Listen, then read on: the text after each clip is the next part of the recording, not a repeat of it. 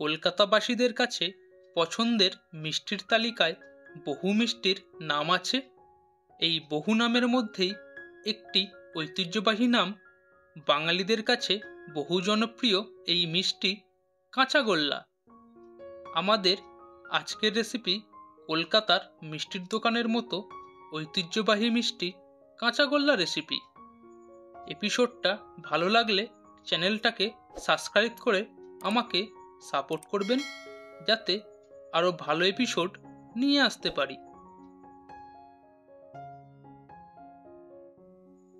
নমস্কার সবাইকে, HP Kolkata foods চ্যানেলে আপনাদের স্বাগতম।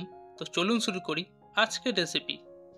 কাঁচাগোল্লার মধ্যে অল্প এলাচ গুঁড়ো দিলে কাঁচাগোল্লার স্বাদ আরও বেড়ে যাবে। এর জন্য অল্প এলাচ শুকনো কড়াইতে দিয়ে অল্প ড্রাই রোস্ট করে নেব।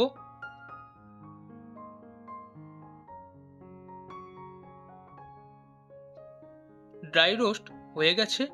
এবার মিক্সারের মধ্যে এই এলাচের সঙ্গে সামান্য চিনি দিয়ে গুঁড়ো করে নিতে হবে।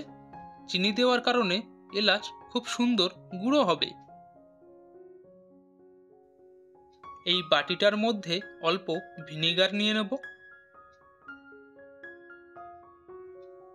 এবার অল্প জল নিয়ে নেব। জল ও ভিনিগার ভালোভাবে মিশিয়ে নেব। এই মিশ্রণটা পরে ছানা কাটানোর সময় ব্যবহার করব। কাঁচাগোল্লা বানানোর জন্য আমি 2 লিটার গরুর দুধ কড়াইয়ের মধ্যে নিয়ে নেব।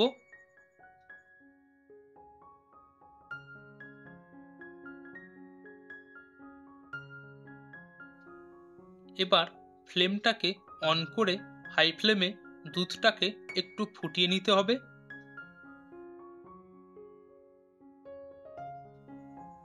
এই সময় আরও একটা মিশ্রণ বানিয়ে নেব।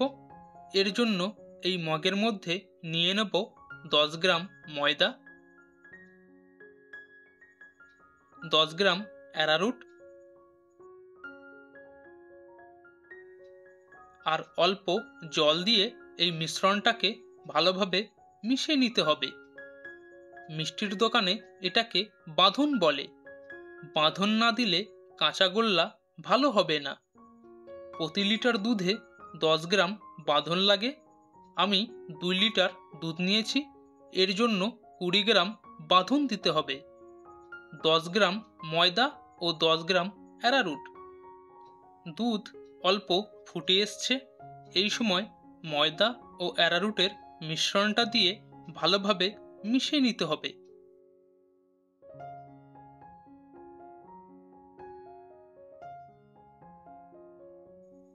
এবার ফ্লেমটাকে অফ করে দিয়ে বানিয়ে রাখা ভিনিগার ও জলের মিশ্রণটা গরম দুধের মধ্যে অল্প অল্প করে দিয়ে দুধ থেকে ছানা কাটিয়ে নিতে হবে।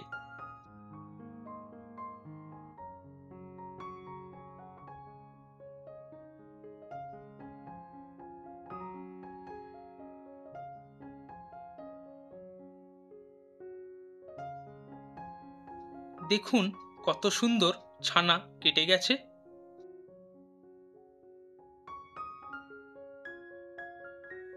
এবার এই ছানা থেকে জল ঝরিয়ে নিতে হবে।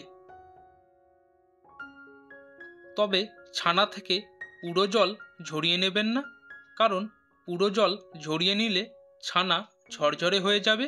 তখন কাঁচাগোল্লার দানা শক্ত হয়ে যাবে আর খেতে ভালো লাগবে না।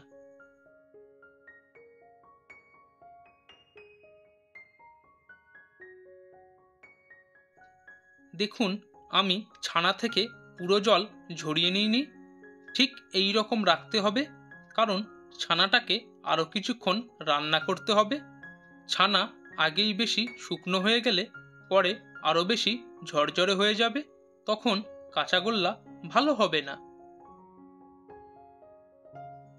এবার ফ্লেমটাকে হাইতে রেখে ছানাটাকে একটু মিশিয়ে নেব।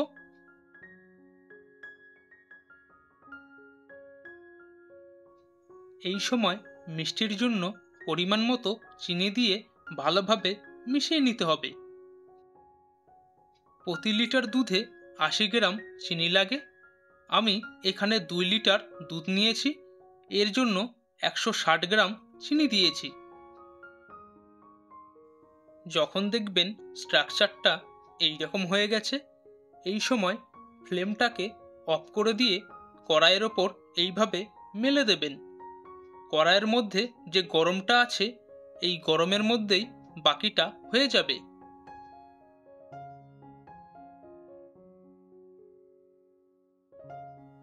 কিছুক্ষণ পর উল্টে দিয়ে অপর দিকটা একইভাবে কড়াইয়ের মধ্যে মেলে দিতে হবে।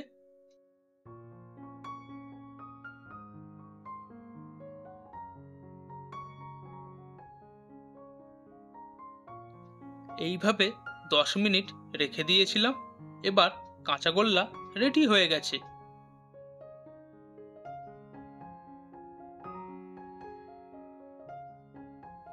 ভালোভাবে একটু মিশিয়ে নিয়ে একটা পাত্রে তুলে নেব।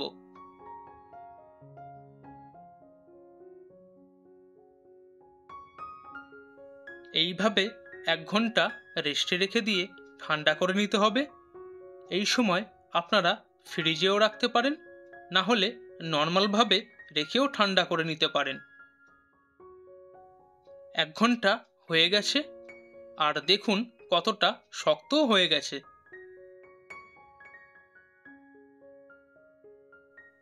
এবার হালকা একটু মিশিয়ে নেব।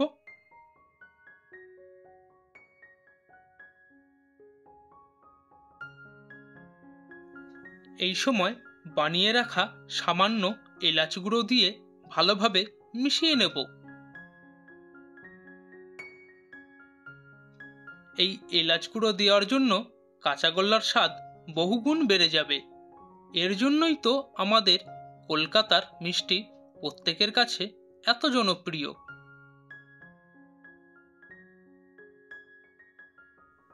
এবার কাঁচাগোল্লার গোল শেপ দিয়ে কেটে নেব। আপনারা আপনাদের পছন্দের শেপ ও সাইজে কেটে নিতে পারেন।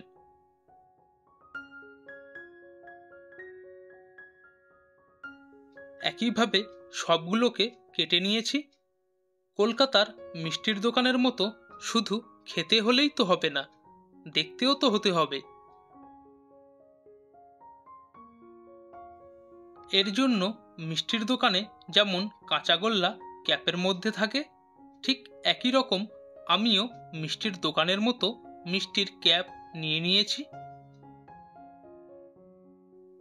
এবার একটা একটা করে কাঁচাগোল্লা এই ক্যাপগুলোর মধ্যে দিয়ে হালকাভাবে বসিয়ে দিতে হবে, যাতে কাঁচাগোল্লাগুলো এই ক্যাপগুলোর মধ্যে সেট হয়ে যায়।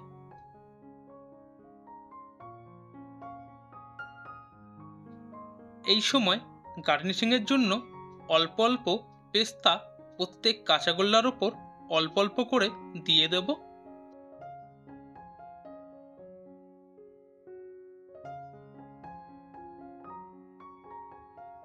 খাওয়ার জন্য রেডি হয়ে গেছে কলকাতা স্টাইল, কলকাতার বাঙালিদের জনপ্রিয় মিষ্টির মধ্যে একটি কাঁচাগোল্লা।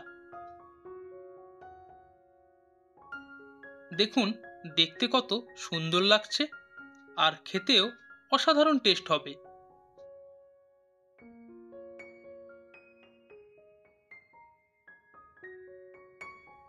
অবশ্যই এইভাবে বাড়িতে একবার বানাবেন, আর যদি ভালো লাগে অবশ্যই আমাকে কমেন্টে জানাতে ভুলবেন না।